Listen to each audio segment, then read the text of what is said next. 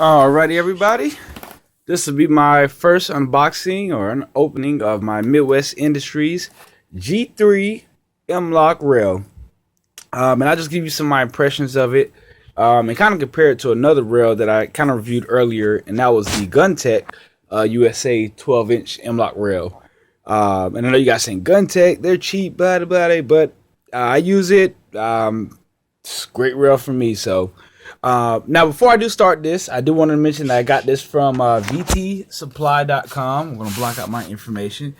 VTSupply.com, and they actually had it for a pretty good price of, got it $167 shipped. Now, I do want to state something before I go ahead and continue my review and impressions.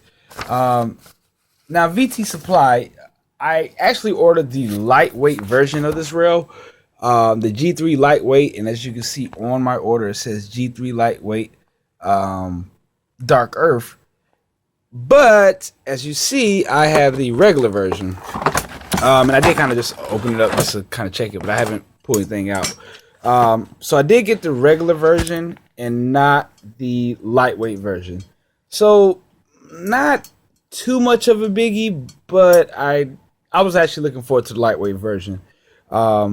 Still, I mean, granted, 167 is not bad. So let's see what we get. Of course, we get your rail. Of course, looks like it comes with its own. Check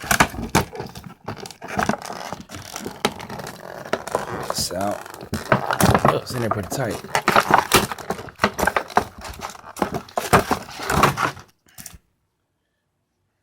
Okay. Of course, that's a tighten up the barrel nut. Of course, let's check, and let's check out the barrel nut. That was actually one thing I didn't like about the GunTech USA rail, was the fact that the barrel nut was aluminum.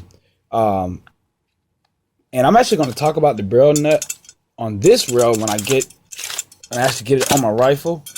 Do a little more in depth. So it comes with one section. Of course, these rails also come with the Loctite. And that's something like I said, I'm going to discuss a little later on. So it comes with Loctite, 2 Allen keys, and feels like it's polymer. Yeah, I think it's a polymer M-Lok rail section. Excuse my hands, whatever. So the rail, it feels pretty lightweight. It does feel pretty lightweight and does feel actually pretty good. And something I'm noticing off bat, just comparing it to the GunTech USA rail. It looks a lot more premium. Now me, I'm not really a guy that cares about premium stuff like that. I never was a name type person, and that's not who I am. If it gets the job done, if it costs $100, if it gets the job done, if it costs $5, as long as it gets the job done. But I will say this: the anodizing on it does look pretty good. Now it's in FDE, kind of comparing it to the Magpul FDE. It's not exactly that color, but it's not far off. This rail, of course, you can see is T-marked, which I do like. And of course, it has QD slots here, looks like on the bottom as well, on here, and here as well. And it feels like me just squeezing it.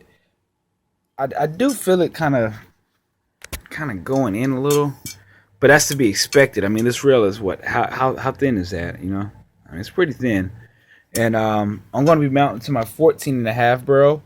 So from here, let me like I said, I just kind of want to unbox it, let you guys see it. VT Supply, if you are listening, I'm gonna try to shoot you guys an email, see if you can ship me out the lightweight version. If not, I'm not too much of a stickler about it. Like I said, you guys had a pretty good price. Was looking for the lightweight version, but it is what it is. You know, I mean, it's no need to cry about spilt milk. You know. Wow, these are on there pretty tight, actually. Let's see. Okay. And that was something I did like about the G3 version versus the previous version. I know a lot of guys are stripping it out. And I'm gonna probably talk a little bit in depth about the locking system on this rail. Because that was kind of what's holding me back from buying the Midwest rails. I always ask this question: what was really stopping the rail from sliding forward besides friction.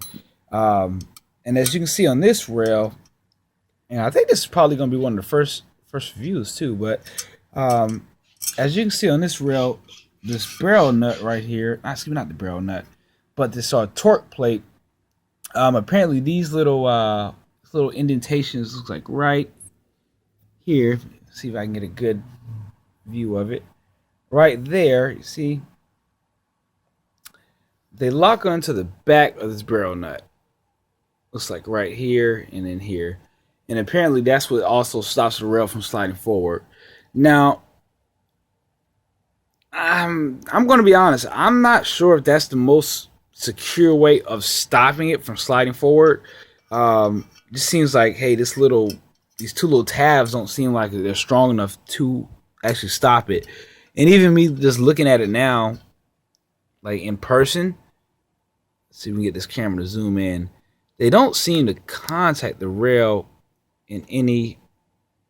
I mean, they contact the barrel nut, but it doesn't seem like a lot of surface area that they are contacting it. So let me go ahead and get this thing mounted on there, and then I'll kind of give you my impressions on how it feels with the 14.5 barrel that I have. It's lightweight barrel, feels great.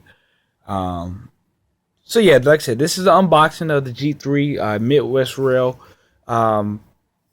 I do like these too, these little indentations. They feel pretty good. It feels good. I'm a smaller guy. I've got smaller hands, so that does feel pretty good, which was another reason I wanted the lightweight version. I don't need all this space. But like I said, yeah, let me go ahead and get everything mounted, and then I'll be back and give you guys my review of that.